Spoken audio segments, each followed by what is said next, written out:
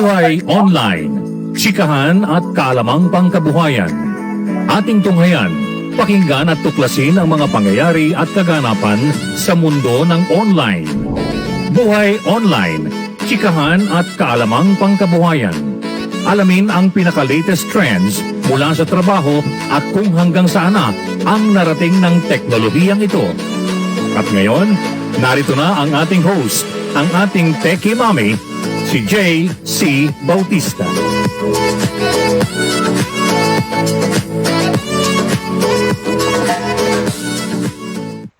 Hello, a very, very pleasant, rainy Friday to everyone. Dito sa Pampanga, ang lakas ng ulan.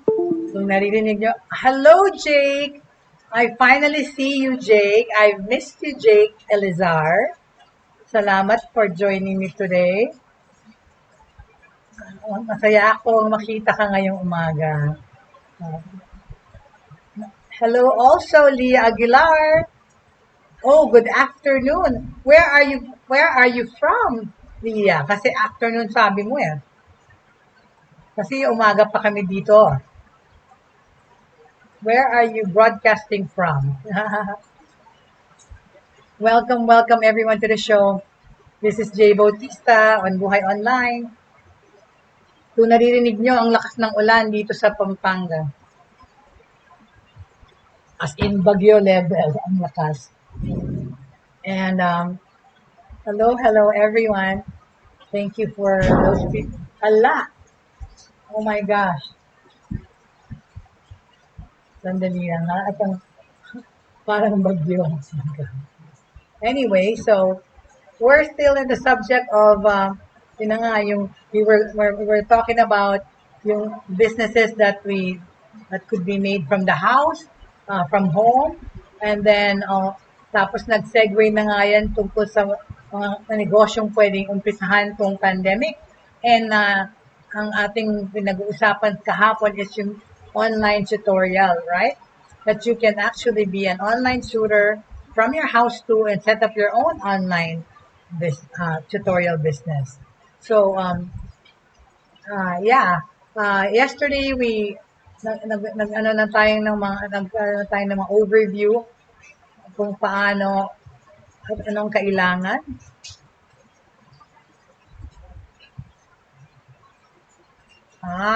Mamayang stress pa uulan dyan. No, kasi si Miss Leah Aguilar sabi, good afternoon, Jake. So, tinatanong ko kung saan siya galing. Kasi, sabi niya sa atin, good afternoon. Umaga pa tayo dito. So, anyway, yeah. Welcome everybody. As usual, mas marami yung number of people na nakikita ko pero hindi ko nakikita yung pangalan. So, anyway, ang lakas ng ulan. Okay? How to start an online tutorial business in the Philippines. You know, we gave an overview about that. Sabi natin, kailangan number 1, mag-research. Okay? Kasi if you're about to venture into something unfamiliar, doing a proper research should always be your first step, di ba? Yan ang natin doon, number 1. There are a lot of business success stories that started from the smallest ideas. But they never mentioned anything about what happens in the background. Naririnig nyo ba ako? Kasi sa akin parang mas malakas yung ulan kaysa sa boses ko. Naririnig nyo ba ako, Jake? For example, you have an idea of what business you want to pursue. In this case, kunyari, online English tutorial company. It's important that you should be familiar with the basics of starting a business. Of course, unang-una dyan, kailangan may business plan, right? At saka kung online English tutorial ang tatayo mo, you have to ask these questions, okay? What are the common demands of foreign students and what services can my company offer to satisfy those demands? Okay? Who will be my target students and how would I develop learning materials that could readily address their learning needs? How did existing online tutorial companies fare during the early stages of their company? So research is important, okay? Number 2, you have to have the right tools, diba? Sabi ko. Managing an online tutorial business also requires the proper tools to work with to address the demands of your company. Hindi ko alam kung naririnig nyo ako dahil ang lakas-lakas ng ulan. Kahit na isa ko ang mga bintana, maingay pa rin. Anyway, could you hold on 1 second please? Okay. Dahil isasaro ko lang pumapasok yung ulan. Excuse me po. I'll be right back.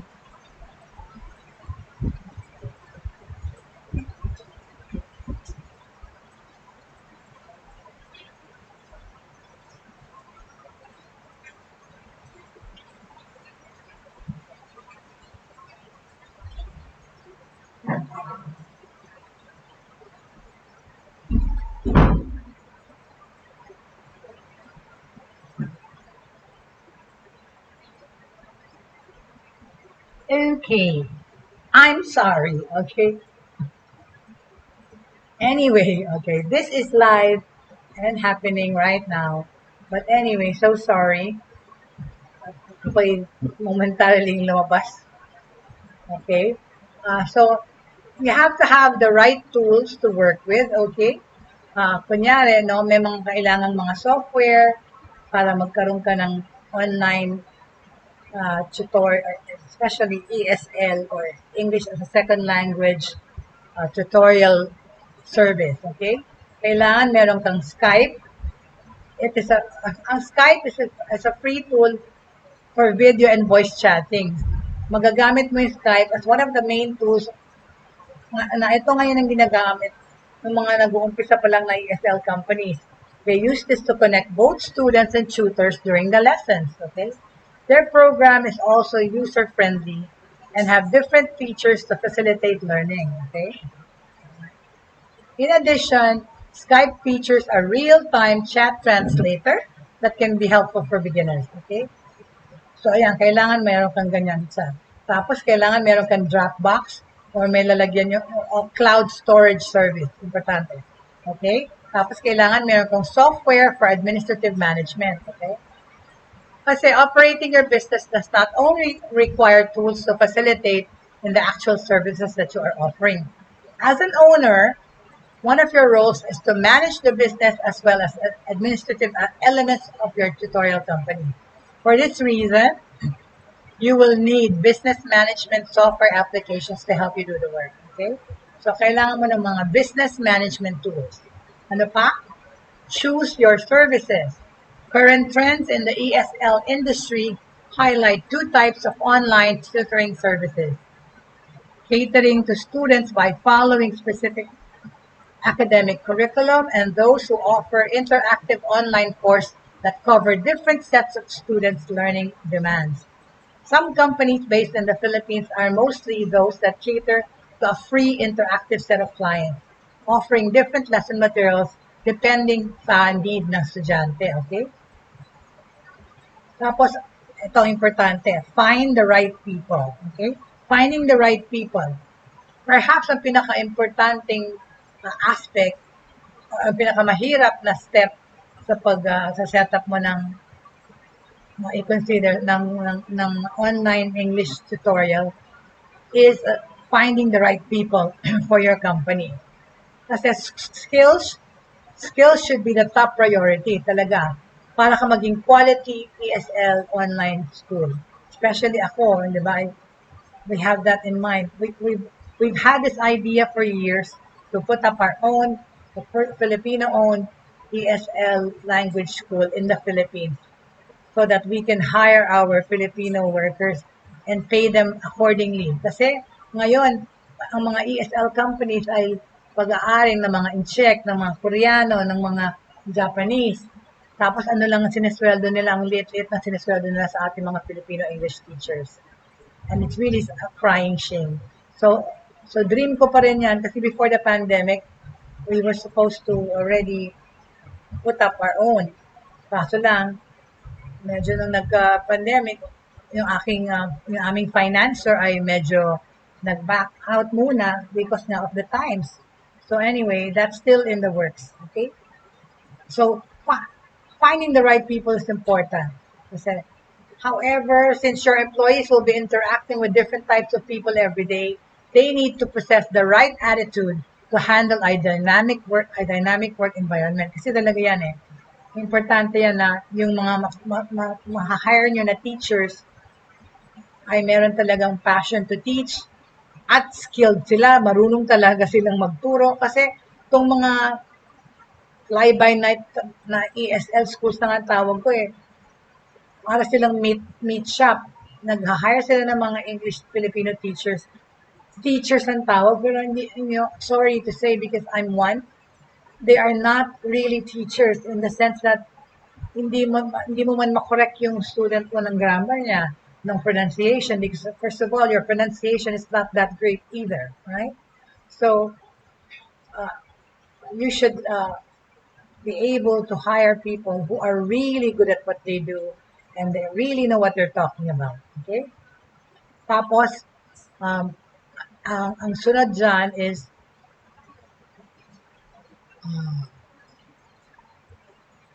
kailangan, okay, of course, kailangan you should perfect your computer setup, okay?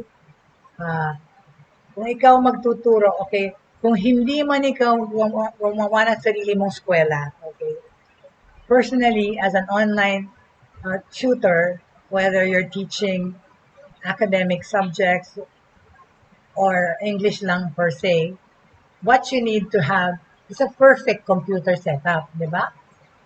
Your next step kasi is to set up your classroom, okay? Ito kung ikaw yung online tutor, okay? As an online tutor, you should set up your classroom. You should find a place in your home to conduct your online tutoring, di ba?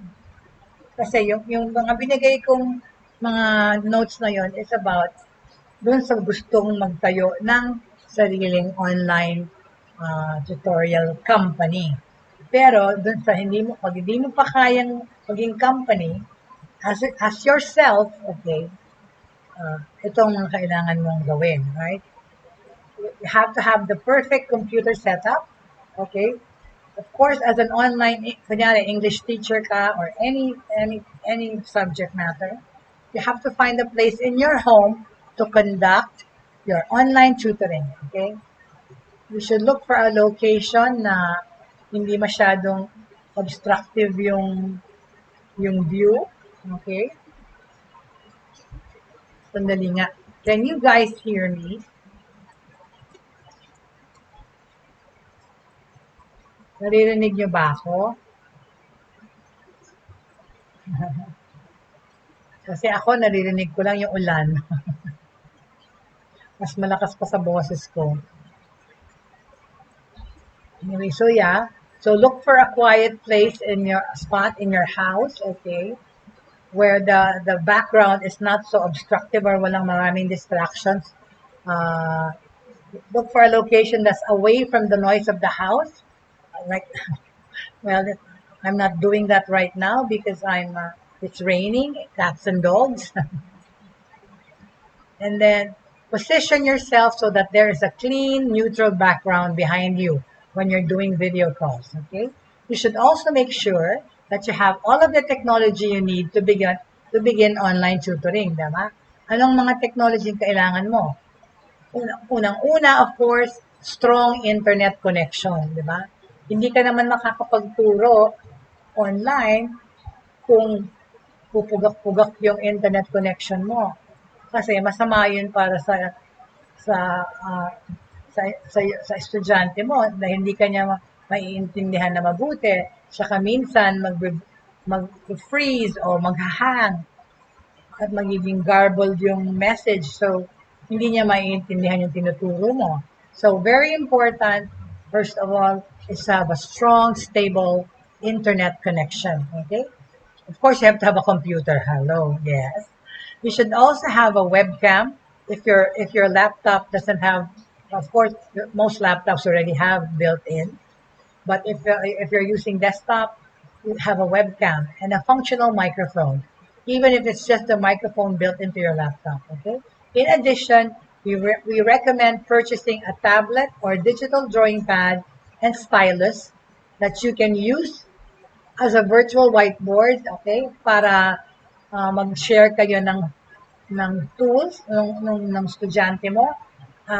These tools kasi make it easier for you to illustrate and share concepts with your students from a distance. So, ang virtual whiteboard is important. Kung wala pa kayong virtual whiteboard, yung physical whiteboard na lang muna. Okay? Pero it would be good to have a virtual whiteboard. Find the right tutoring software. Okay? Anong ibig sabihin? Once you have your hardware figured out, diba? You should select your software. You should consider purchasing the following types of software. Okay, itong mga pagkagastusan, right? Video calling software. Find a video calling software like Zoom or Google Hangouts, okay? That allows you to schedule meetings in advance and then send meetings or mga meeting links to your attendees via email. You should also look for the ability to share your screen, as you will likely want to use this tool to make demonstrations in your tutoring. Okay? So, yan video calling software. Tapos ano pa? Yung virtual whiteboard software. Ang virtual whiteboard software, is yung para dun sa it is a software that allows you to draw, write, and diagram on a digital whiteboard. Okay, all you need to use the software to use is a mouse. Okay, but using tablet or a digital drawing pad and stylus like Wacom Intuos can give you even better control. May mga few virtual whiteboards na pwede nyo i-check out. Okay, yung mga brand Ziteboard, Idroo, I-D-R-O-O, and Scribbler, S-C-R-I-B-B-L-A-R, okay? Yan ang mga virtual whiteboard software. That is a very useful tool to have to teach your kids with, okay? In lieu of the physical whiteboard. So, document sharing software. Considering using the free tools that Google provides to your advantage. Kasi ang Google Docs is an excellent tool for sharing documents, editing simultaneously, and making comments on specific pieces of document. Google Classroom further expands these tools. Using Google Classroom, you can create a central hub of information for your students. Okay? Dito kasi, you can add resources, assignments, and rubrics, diba? Kaya nga, kailangan nyo din tong software na to. Because,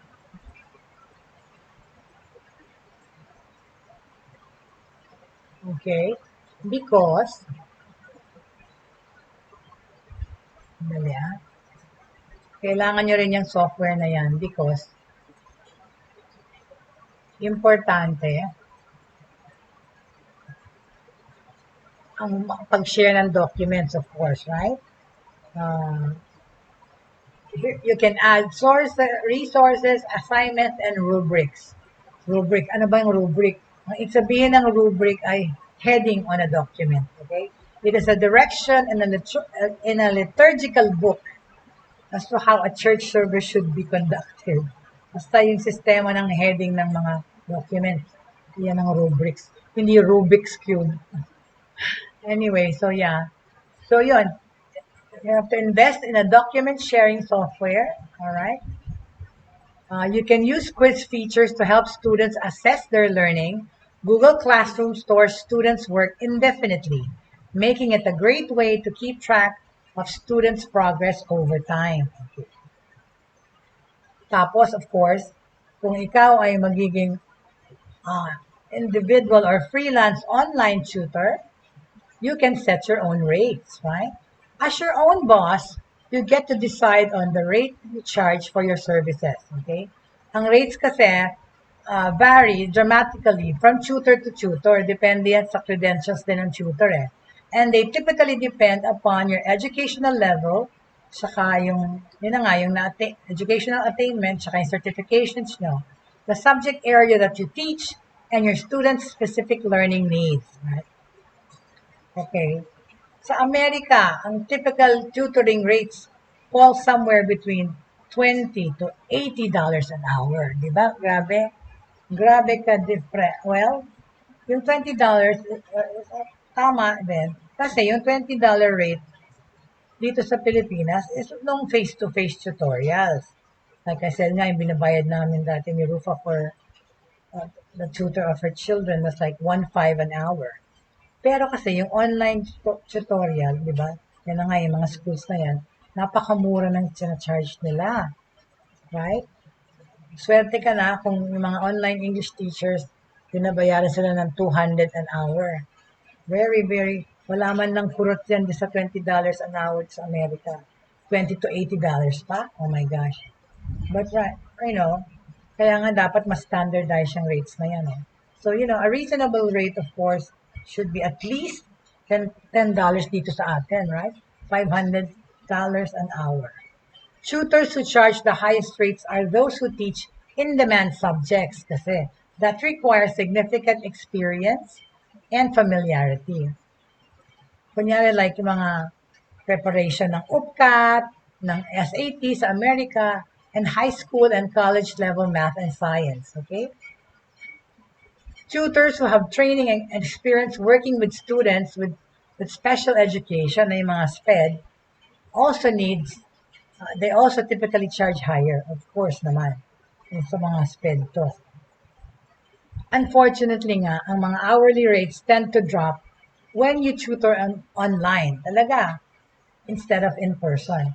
This is primarily because tutors are not limited by location, which makes the online tutoring market much larger with more available tutors, okay?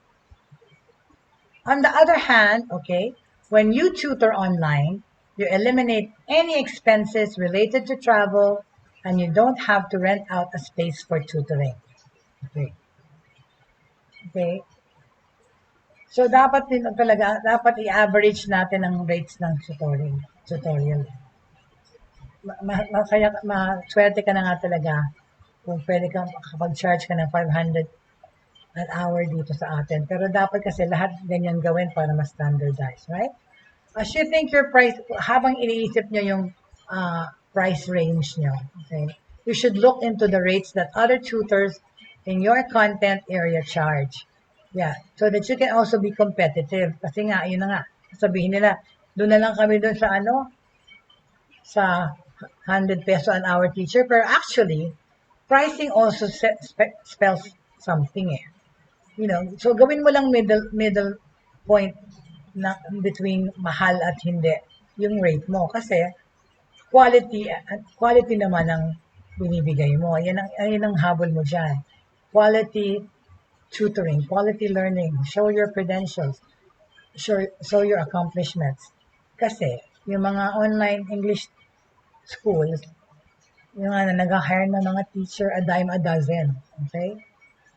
So, you should take into account your anticipated business expenses, pricing for any required software, self-employment taxes, and the time you spend preparing for each tutoring session. Using this information, pwede mo nang maset yung price mo. Okay? Of course, unang-una, dapat mong irehistro ang iyong negosyo. In many cases, registering your business is technically optional, right? Tutors who decide to operate as a sole proprietorship or partnership do not need to do anything to register their business. Essentially, ang negosyo is an extension of its owner. Sole proprietorships kasi are easy to set up. And typically, in a sole proprietorship, taxes are simpler than they are with other forms of incorporation. In a sole proprietorship, when you go to file your taxes, you file your business taxes and personal taxes together. You will have to pay self-employment taxes on your earnings. And also, in addition, sole proprietorships do not come with a liability protection that is part of many other business structures. Ayan, salamat. Humina na yung ulan. Naririnig ko na yung boses ko.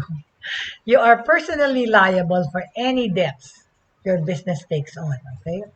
Kasi nga sole proprietor yan. There's no one else to be responsible for that except you. Okay? Ang iba pang mga forms ng incorporation require more time to set up and come up with their own advantages and disadvantages. Okay. Basta may iba-ibang way to incorporate, right? Okay. Well, okay. So, ang susunod na step para sa mga mag-uumpisa ng online business, establish a web presence, right? Very important always if you're on the online business is having online presence, okay? Pag hindi ka kita online, hindi ka pansin. As an online tutor, it's crucial that you have a strong online presence. There are a few ways you can go about building your web presence, okay? Paano mo ito mabibuild up? Unang-una ulit, of course, create a website. It never hurts and it will never hurt to have a nice, sleek-looking, attractive website, di ba? Ang pagde-develop ng sarili mong website adds credibility to your business and it can help build hype for your services talaga naman. Luckily, may mga user-friendly and cost-effective website builder tools that you can use to set up in a site in a matter of days. Some of these tools, such as Wix, that I attest to, Wix.com, even provide appointment scheduling tools that you can use to allow your clients to book and pay for their tutoring sessions online. Wow! Diba? Very, very robust na yung Wix. Ang dami nang pwedeng gawin, right? Okay, so creating a website is key, all right? Next, set up your social media account if you don't already have one, okay? Of course, ang magandang sagot dyan is meron na ako. Kasi, ang network mo at ang mga ma-reach ng inyong network is your potential market, right? Set up business accounts on the social media sites that your clients can use most frequently. Facebook and Instagram are good places to start, diba? Make sure you include important information like your subject area and a link to your website, okay? Sa Facebook site po, pwede ka pang maglagay ng videos welcoming people to your website or a link where people can go and view your website. But you have to have very encouraging, exciting, creative ways to present yourself so that pwede ka mapansin dun sa social media. Okay? Para mapansin ka rin ng mga potential clients, if not, your already existing clients. Okay? Okay. You should also encourage reviews on your Facebook page so parents and students can leave testimonials improving your credibility. That's great. Okay. Create a Yelp page. If your business doesn't already have a Yelp page, now is a good time to set up one. Adding a page on Yelp encourages more clients to leave reviews and it can help direct new potential clients to your services. Okay? So, yun na nga. Importante, establish your online presence. Okay? Because, like I said, nowadays, especially, if you're not online, then you're not anywhere. Okay? They will not know what you are. They will not know where you are and what you do if you're not online. Because most people spend at least an hour or two online every day. Okay? Okay. So, on that note, okay, a Yelp page is like a social media page, right? Step number 7, you have to choose a payment processing solution, okay? In order to accept payments online, you'll have to integrate with a payment processing solution. Yeah. Yan lang yung mga gastos talaga ng being online, an online tutor. and a freelancer. Okay? Ito, kasi like I said yesterday, kasi meron na naman two choices para maging online tutor ka eh. To be on your own or join an established tutoring company. Okay? Like yung mga nagtuturo na. Because they're the ones that do away with payment processing solution, blah, blah, blah. But of course, it's more lucrative or more feasible or more profitable to do it on your own because you don't have to pay a fee to that company, right? In order to accept payments online, you'll have to integrate with a payment processing solution. Okay, payment solutions fall into two categories: payment service providers and merchant accounts. PSPS are typically easier and faster to set up, but they are also known for having account stability issues. Yan, scary yan sa mga pag-hack. Ayaw natin yan, especially where payments are concerned. Many PSPS accept merchants almost immediately, and then upon review decide that certain merchants are too high risk to use their platform and freeze their accounts. Merchant accounts, on the other hand, take longer to set up because there's an initial review process. This makes merchant accounts more stable. The merchant accounts also allow you to negotiate the rates that you pay for the payment processing. In order to process online payments with a merchant account, you need to find a payment gateway, which is an integration that allows you to connect your website and your merchant account. Okay? Here are a few payment processing solutions that might work. Payment service providers. Okay? PayPal. Okay? One of the most widely accepted PSPS out there is PayPal. I'm sure most of you are familiar about it by now, and it is a familiar payment option for most clients. Another good PSPS is Square. In fact, Square includes appointment scheduling features so your clients can schedule sessions and pay for services at the same time, right? Ano pa yung mga built-in payment processors. Some website builders come with their own in-house payment solutions. One of these options is Wix Payments for Wix users. Built-in payment solutions are great options for quickly setting up a payment method, okay? Okay, and what about mga merchant accounts naman? Although merchant accounts often take longer to set up, for some merchants, the initial investment is well worth it, okay? We particularly like, my company has used Payment Depot, okay? Anyway, number 8, market your business, okay? Once you have your website and payment method set up, it's time to start marketing your tutoring business. Of course, kung na-set up mo na lahat. Your marketing strategy should take into account your current network and your intended audience. Okay, here are a few methods we can try. Okay, let's see the forms of marketing that we can do to showcase to feature our service of online tutoring. You have to have social media marketing.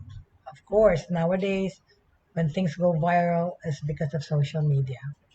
And you want to go viral. You want your business to go viral, diba? So, do social media marketing, okay? Use your personal and business social media accounts to announce your business, okay? One great way of gaining new clients with social media is to put out free content that anyone can view or download talaga, okay? Upload or link your favorite learning resources and create a few videos to show how you prepare for a tutoring session, right? Ayan na, tsaka gumawa ka ng mga videos doon. Kunyari, even yung method ng pagtuturo mo and showing a happy, satisfied student, right? Makita mo doon sa iyong social media account. Okay, sharing these resources and videos demonstrates your personality and teaching style. It can help build your reputation and make you appear more approachable, right? Okay, So post in-person flyers. Okay. Place, okay. Place flyers with tear-off tags on bulletin boards, kunyari, or mga libraries, churches, schools, gym, daycare center. Pero of course, nowadays, pandemic, di tayo pwede mag-post dahil wala namang eskwela. Think about where parents of school-age children might be, right? Of course, after during the pandemic, hindi pwede gawin tong pagka-flyer. Okay? This is this is based on normal situation. Okay? Pero baka pwede sa church, right? O mag-pass ka ng flyers dun. But anyway, ano pa? Offer free consultations. That's right. Or siguro mga test run. Consider giving a new potential client an opportunity to meet with you for a free initial consultation, right? It's a good idea to include parents in this initial conversation. Very good. I think that's a good idea to have to offer them one free session, right? With the parent there. That's really good. Actually, I think that's really good. So share customer testimonials. Okay, ask happy clients for a positive customer review and then use that testimonial to your advantage. That's right. You can even put that in your social media page, the testimonials of your happy, satisfied students, okay? But because word of mouth goes a long way. Make use of it in any way you can, all right? Okay? So ngayon, punta tayo dun sa isa pang importantong aspeto nitong pagtatayo ng uh, online tutoring business. Okay? Paano ka, kung wala kang, if you're not able to fund it yourself, how do you find funding for your new online tutoring business? Okay? How will you fund it kung ikaw ay walang means? New businesses often find themselves in need of capital. I mean, like ako, I have little capital. That's why we tried to find funding for our school. Umatras naman, pero I think I can still imagine better days ahead. Di ako nawawala ng pag-asa na maitatayo din namin ng aking colleague na si Miss Faith, yung eskwelaang dinidream namin to be. Okay? Na online ha. Okay, so if you're facing startup costs and wondering how to address them, here are a few options. Una nga yung personal savings mo, right? If you have some liquid assets saved up, now this might be a good time to use them. Dahil hindi naman natin madadala yung kayamanan pag tayo ay nag-bye-bye. So, gamitin na to put to good use na. By using the money you've already saved, you eliminate the risk associated with debt and you ensure you won't be losing additional money or interest. Okay? That said, you take a risk by using your personal money to finance your businesses. If your business falls or fails, you lose the money. Okay? Walang sisihan, right? Walang sisihan. Okay. Next, okay, is to have credit cards. Tada! Ano ko dyan? I have no credit cards. Ginupit ko na lahat ng credit cards ko noong unang panahon pa sa Amerika because talagang temptation island lang yan yung mga credit cards. But anyway, one of the easier and riskier ways to fund your startup expenses is with personal or business credit cards. Oh no. Credit cards allow you to access credit quickly and apply it to many different types of purchases.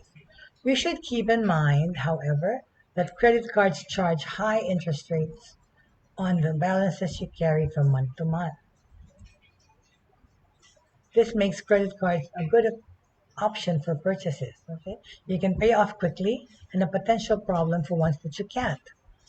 But avoid taking out cash advances on your cards unless it's absolutely necessary. They come at a very high cost. Okay.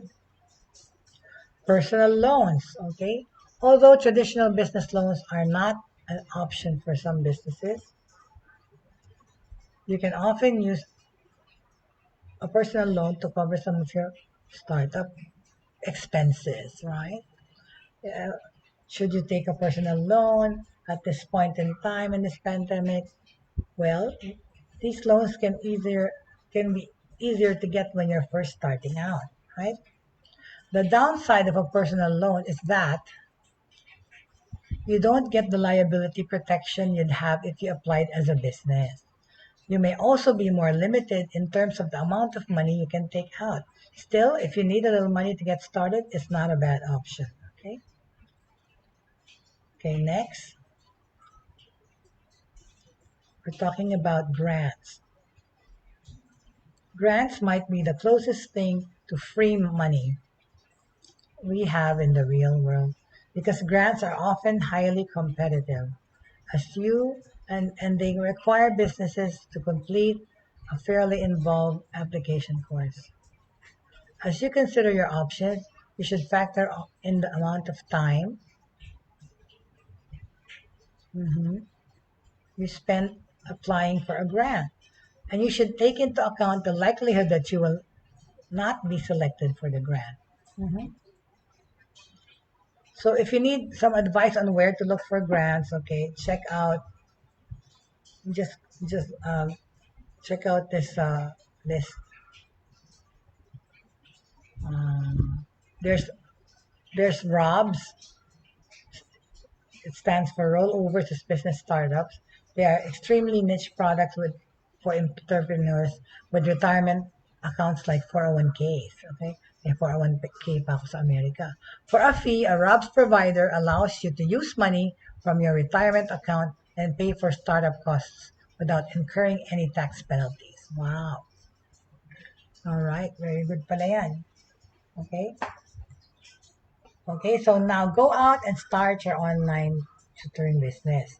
So ready ka na ba at this point after all the checklist and the questions, okay? Does anybody have any questions? Okay. Uh-huh. Please feel free to field in your questions through my messenger, JC Bautista, or through here, Broad Streamcast Communicators, Inc. Okay? And I will answer them as best I can. So does tutoring from the comfort of your own home sound like your dream job? Okay.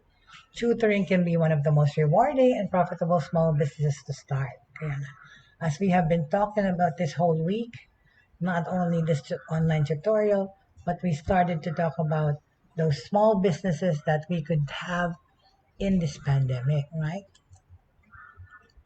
Uh, the best businesses to have in the Philippines is what we learned, okay?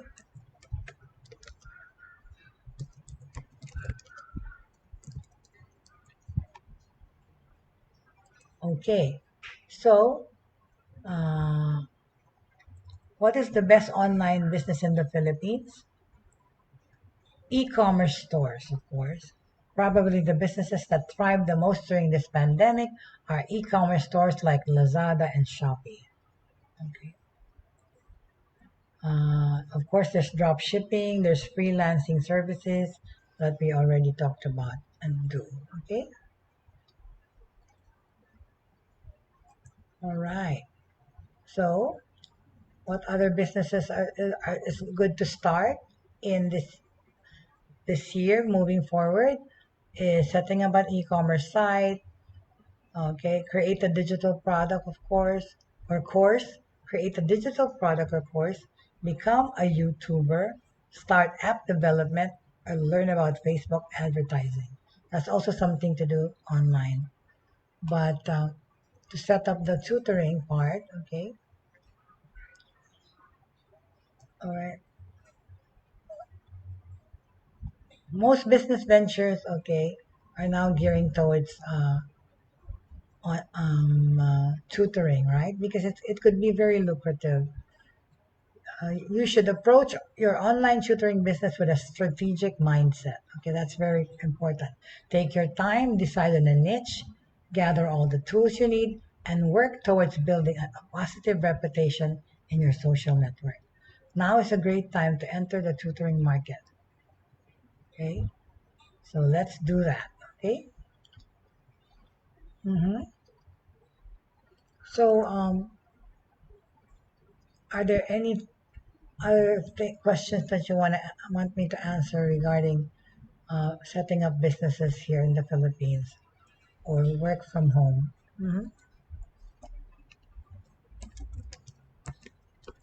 Well, hold on, let me just answer this.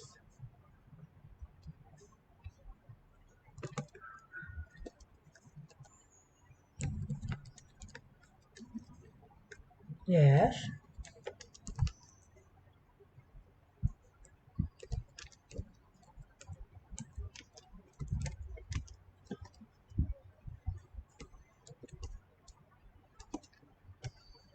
Okay.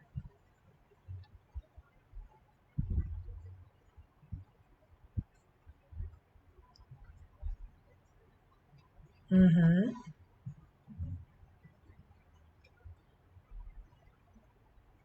All right.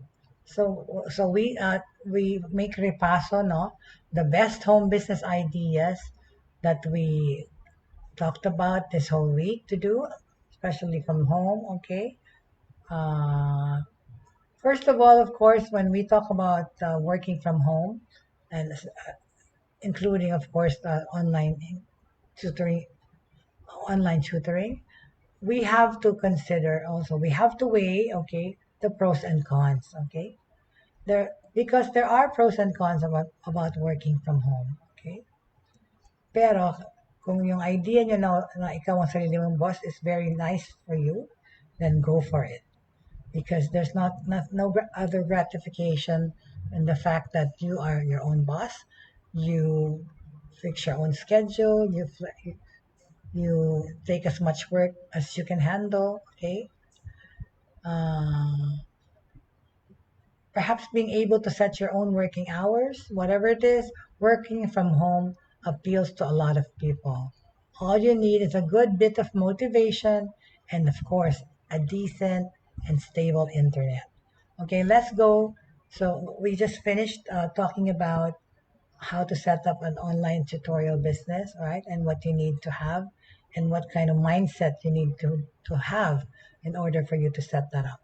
But now, going back to uh, work from home ideas and businesses, let's let's talk about the pros and cons about working from home. Okay, of course, you set your own hours and find a better work-life balance. But for some people, the con is it can be difficult to separate your working life from your private life. I've been having that anxiety. Okay, having been working from home for more than a year now and not being able to travel, really, it's affected my psyche to the highest level because I'm so used to being transient eh. 'Di ba? Sanay ako talagang para akong ibon na lipad ng lipad kung saan-saan because I'm used to going out and and doing meetings, right? And doing presentations face to face, right? And but of course now I'm able to do that online. Pero iba pa rin kasi yung feeling. Iba talaga yung feeling na may freedom ka. I mean, meron kang human interaction. Mhm. Okay. Anyway, so yeah. Uh, ano pa yung pros and cons? No daily commuting time or travel expense. Spend more time with the people who might matter to you. Okay, your family, of course, first and foremost. And working from home can create your own work environment that helps you to be as productive as possible. It's true. You create you're the one that's responsible to make your workstation conducive to your working. Tapos, you take autonomy and ownership over your work. That's right. You are your own boss. Manage your stress levels by having a cup of tea when you need it, taking a walk, or heading out uh, to grab a coffee. You know, para wag kang ma-restrain yung feeling mo. Of course, ano naman dyan, East ECQ na sa Philippines, I mean, sa Manila, and dito kami sa Pampanga, MGCQ kami naman. So, pwede kang lumakad sa mall, sandali, have a coffee or two, right? A bite, and then to keep your sanity, right?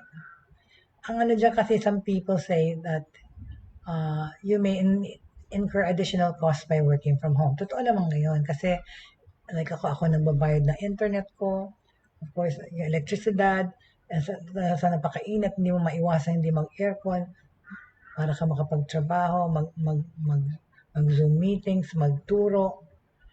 There, tapos sabi pa ng iba, if you lack self-motivation, disciplining yourself at home can be hard. Tsaka there are fewer opportunities to learn from colleagues or take part in funded courses through your company. Yun lang talaga. It's all about the sociability ng tao na na-curtail because of the pandemic. Lalo sila nagpunta ngayon online for their social media um, mingling. Okay? So, uh, mas marami actually pros rather than cons ang pag-work from home, right? Like for me, I know that yung aking kate-kateng paa to travel naman ang affected, but at the end of the day, I count my blessings so much because I actually have more work than before the pandemic. Ako na lang yung umaayos sa trabaho na hindi kaya ng katawan ko na hilo na ako, na hindi ko magawa, right? Pero maraming nag-open na opportunity po para sa akin itong pandemya because a lot of the work that I do, if not most of the work that I do, is virtual and it's online. Talagang appropriate para sa akin tong title ng show ko na Buhay Online kasi my life is online. I am online 24/7. My brain works 24/7 online. Okay? Siguro I just I spend more time online than sleeping kasi talaga I don't really sleep much. I only sleep 3-4 hours a day. But then, yes, I'm productive still because that's the way I've been practically all my life. Pero po, dun sa mga nag-iisip ng gumawa ng online tutorial work sa bahay, huwag na kayong magdalawang isip because it really can be very, very feasible and very productive for you and profitable. You just have to find the right timing, okay, and the right time that you can allot for this kind of work, right? Kagaya nga yan, I always say, the amount of money that I earn depends on how much work I can handle. Talaga. Because, like I said, itong pandemic na to, sobrang daming project, sobrang daming work na ako na yung umaayaw, na hindi na ko nakaya. Pero kasi nga, being online and going online creates a lot of opportunities for everyone. And especially in this pandemic, a lot of people realized their potential or improved themselves, reinvented themselves, have taken on new careers, okay, new hobbies, and new jobs, right?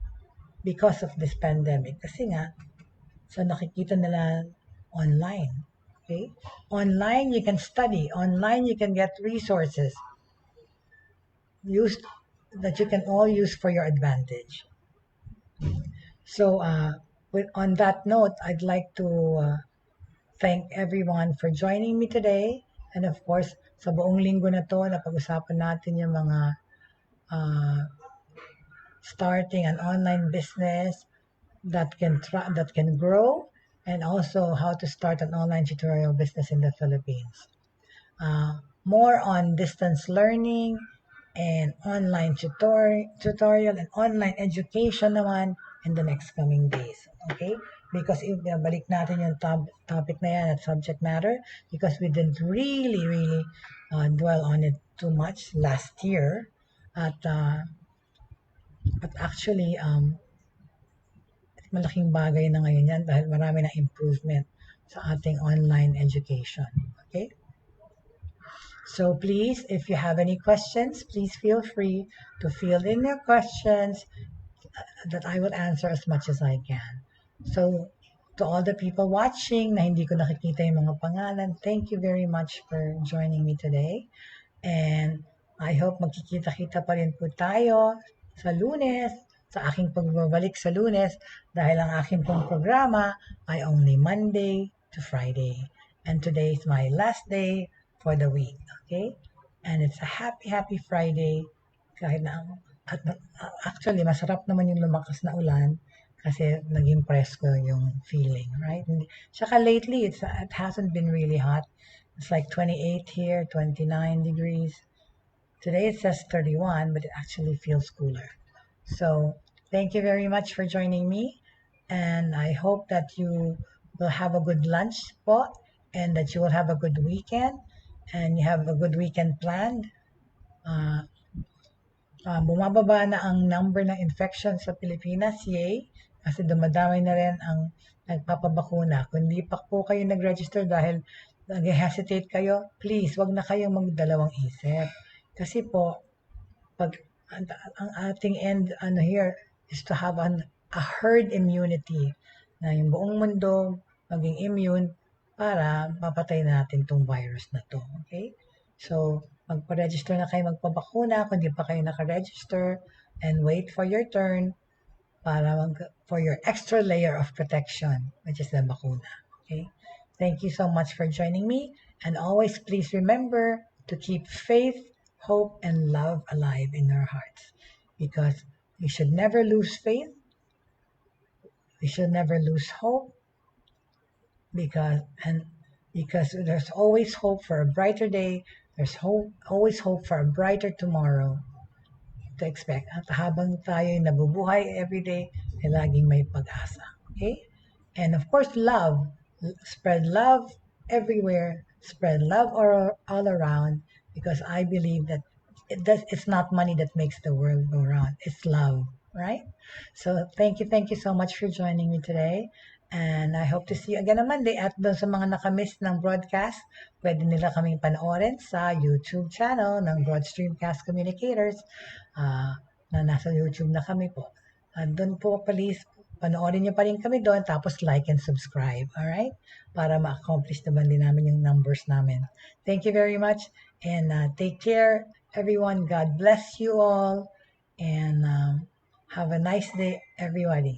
Okay, thank you very much.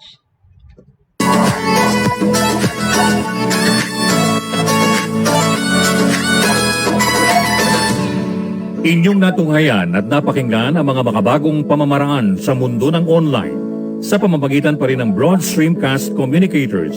Hanggang sa muli, maraming salamat po.